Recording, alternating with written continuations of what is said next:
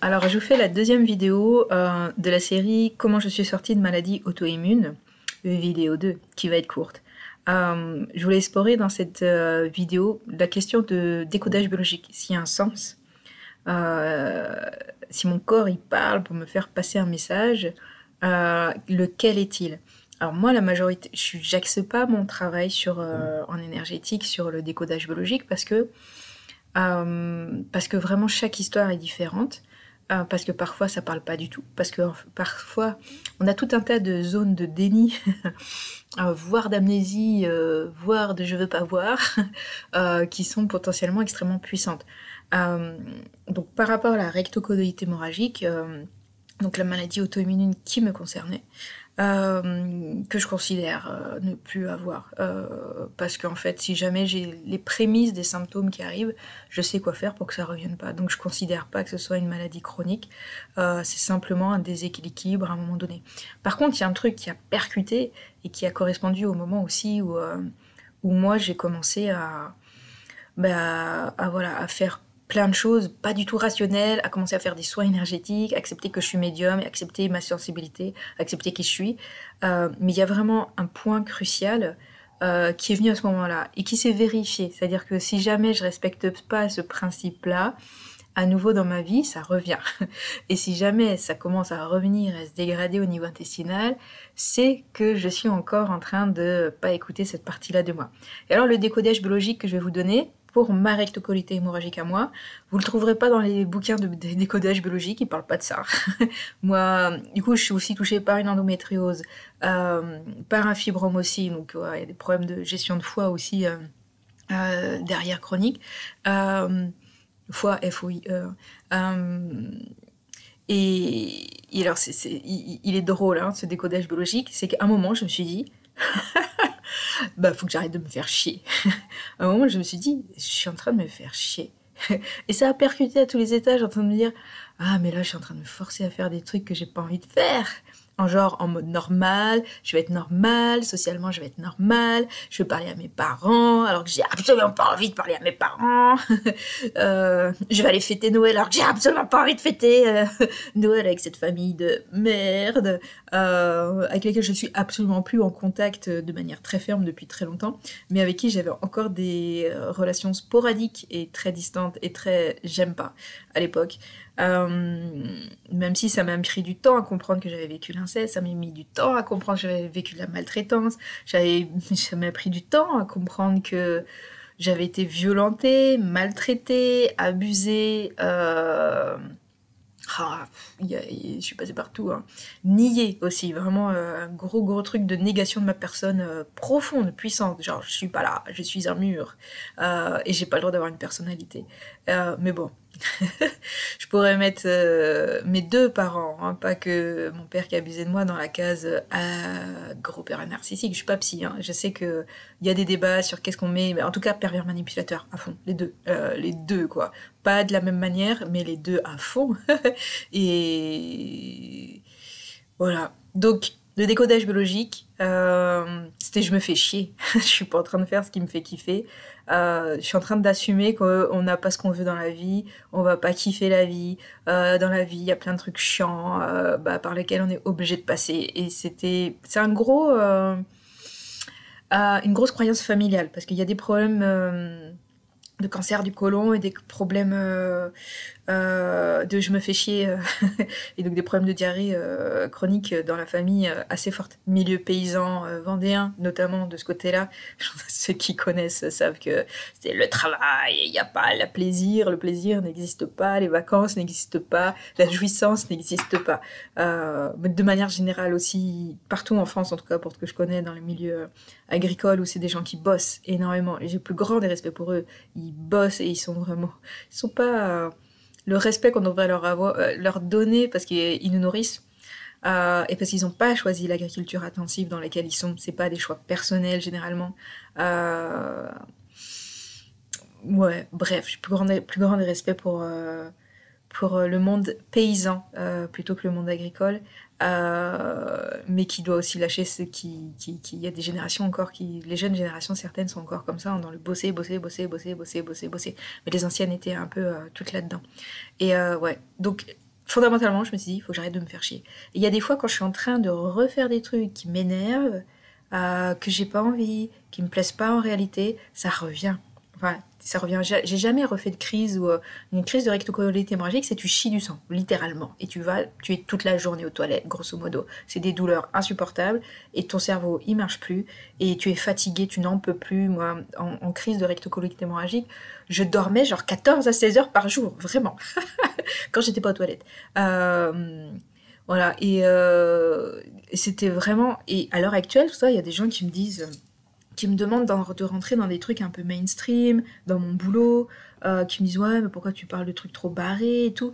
Oui, mais moi, j'ai besoin que ça m'amuse, en fait.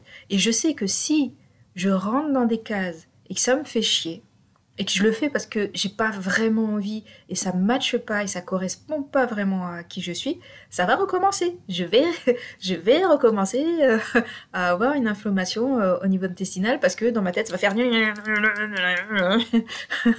Donc, en fait, c'est comme si mon corps, il m'interdit de pas faire ce que j'ai envie de faire, en fait, au final, si on le prend d'une certaine manière. Ou que dès que je fais un truc qui me correspond pas, mon corps va faire j'ai pas envie, j'ai pas envie, j'ai pas envie, j'ai pas envie, ça me fait chier, ça me fait chier, ça me fait chier. C'était drôle quand je suis tombée là-dessus, et sur le moment, quand on trouve un décodage biologique, pouf, ça va mieux, parce que moi j'ai toujours fait plein de choses à la fois. Je me suis jamais dit je vais faire un seul truc, genre je vais faire que jeûner et pas faire de soins énergétiques en même temps. Moi j'avais besoin de guérir, j'ai pas besoin de savoir qu'est-ce qui marche. J'avais juste besoin d'aller mieux, et même à l'heure actuelle dans mon cheminement, je fais plein de trucs chelous, je fais plein de trucs à la fois. J'ai juste besoin de sortir de la douleur, j'ai pas besoin de savoir c'est quoi qui marche. Fondamentalement. Et si, il y a un truc aussi, pour guérir, faites tous les trucs les plus bizarres qui vous passent en tête. Vraiment, moi, mon expérience à moi, c'est vraiment ça. Là, je suis partie en Inde parce que la petite voix intérieure m'a dit faut que tu ailles en Inde pour gérer la lignée, le transgénérationnel indien, et d'aller faire un rituel au Gange, à Varanasi, qui est la ville sacrée par excellence, pardon, pour les hindous et les indiens de manière générale aussi. Voilà, et il s'est passé plein de trucs, je sais pas si je suis guérie, mais il s'est passé des trucs. Ça a aidé mon corps à vider, à vider les fibromes et à les sortir, parce que... Et j'ai suivi ça parce que je sais que le transgénérationnel, moi, c'est le premier truc qui est venu, parce que toutes les femmes dans la famille ont ce problème-là. J'ai vécu l'inceste, mais je suis pas du tout la seule à l'avoir vécu. J'ai vécu le viol, je suis pas la seule à l'avoir vécu. Les générations précédentes, et particulièrement en Inde, le consentement pour les femmes, voilà.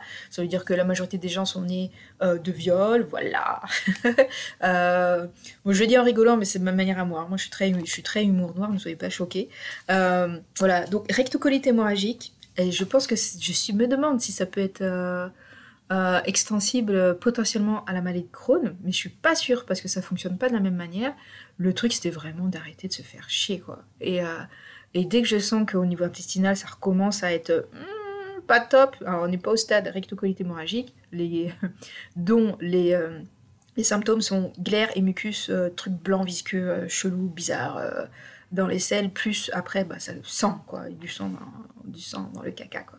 Et vraiment, c'était vraiment m'écouter, quoi, vraiment m'écouter. D'où ma vie est super bizarre, ma vie est super chelou, j'ai pas du tout envie de la rendre normale, parce que si je rentre dans des cases, si je me force à rentrer dans des cases, je vais être malade.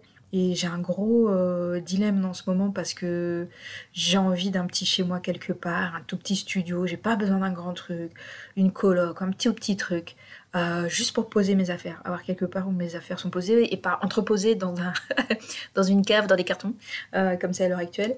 Mais j'ai pas envie de me sédentariser aussi, en fait, et je sais que je vais me faire chier si je me sédentarise. Voilà. Et voilà. Donc, vraiment, j'insiste sur le fait que le décodage biologique, il est vraiment unique à chacun. Peut-être ça va résonner chez des personnes qui ont ma maladie ou qui ont des problèmes digestifs. Peut-être que ça va pas du tout résonner parce que c'est pas ça, c'est autre chose. Notre corps, il s'exprime, mais il y a tellement de choses qui peuvent s'exprimer à travers notre corps, et ce que je peux dire, c'est écoutez-vous. Écoutez-vous les trucs bizarres qui vous passent en tête, même si ça paraît à l'opposé de ce que vous êtes censé faire, à l'opposé de ce que vous êtes censé être, à l'opposé de tout ce qui est rationnel aussi. Écoutez vos voix intérieures qui vous racontent des trucs bizarres, pas compréhensibles, chelous. Je crois fondamentalement que ça emmène des actes de psychomagie, ça fait sauter le cerveau aussi dans cette structure organisée autour de croyances et de ce qui est normal dans la société. Et je crois que c'est un petit peu comme rentrer dans une zone de magie en fait. Alors certains appellent ça la psychomagie, de faire des actes un peu les plus fous possibles. C'est Jodorowsky qui a développé ça, il y a un magnifique documentaire film sur la question. Voilà, faites-vous confiance. Faites-vous confiance. Et je sais que c'est pas facile parce que moi, avec l'endométriose, mais c'est surtout là, à l'heure actuelle, c'est les fibromes qui me faisaient mal, qui m'empêchaient quasiment de vivre et qui, voilà, limite, j'ai eu envie de me suicider parce que les douleurs, elles étaient insupportables, vraiment. J'ai passé des paliers dans la connaissance de la douleur et je m'en serais bien passée. Mais ouais, et écoutez-vous. Et je sais que c'est lent parce que moi, par exemple, le diagnostic de l'endométriose, je l'ai eu en 2012. On est en 2022 et en fait, il y a des moments, j'ai des moments d'exaspération de ne pas avoir compris, de ne pas être complètement sortie, du fait que ça a switché de endométriose, ça s'est calmé en termes d'inflammation et pouf, j'ai une espèce de fibrome champignon qui a poussé d'un coup. Euh, voilà, donc voilà, il a fallu que j'explore ça. J'ai exploré l'inceste, le viol et toute la maltraitance que j'ai vécue dans l'enfance. Voilà, et je sais que ça peut être désespérant quand on cherche. Je crois que toute maladie peut être guérie, mais il y a des fois c'est compliqué. Et c'est pas si évident que ça. Et il y a plein de gens qui vont vous dire des trucs, et c'est pas vrai. Et c'est pas vrai. Je le redis encore, moi on m'a dit, t'es pas femme, t'es encore une enfant, t'es pas ancrée, t'es pas ci, t'es pas ça, t'es pas machin. Et c'était pas ça du tout. Les gens, ils m'ont jamais posé la question, est-ce que tu as déjà vécu des violences sexuelles? C'était le cœur du problème. Bref. Alors, quoi que ce soit, et si vous regardez cette vidéo, même si vous n'êtes pas malade, posez-vous la question, est-ce que je suis en train de me faire chier dans ma vie? Je crois que c'est de manière fondamentale, c'est une bonne question à se poser dans la vie. C'est une bonne question. Alors oui, on n'a pas toute la marge de manœuvre, il faut de l'argent pour tout un tas de trucs dans ce monde-là, mais la vie est en train de me montrer que moi je suis pas riche, hein, j'ai juste de quoi vivre, j'ai pas de maison, je suis pas propriétaire, je suis propriétaire de ma voiture, qui est une vieille bagnole, de mon ordinateur, c'est les trucs les plus chers que j'ai, mais je considère que la richesse elle est pas matérielle et voilà, et la vie est en train de me montrer aussi qu'il y a plein de choses qui sont possibles en ce moment, même si c'est pas, ça passe pas par forcément l'argent monétaire. Ça peut se débloquer par d'autres biais. Voilà. Donc je vous renvoie à cette question. Est-ce que tu te fais chier dans ta vie, là, à l'heure actuelle? C'est une bonne question à se poser. Qu'on soit malade ou pas, qu'on soit concerné par une maladie inflammatoire ou pas, qu'on soit concerné par des histoires de caca qui vont trop vite ou pas. Ouais, pensez à vous poser cette question. C'est une chouette question à se poser, je trouve. Voilà, des bisous.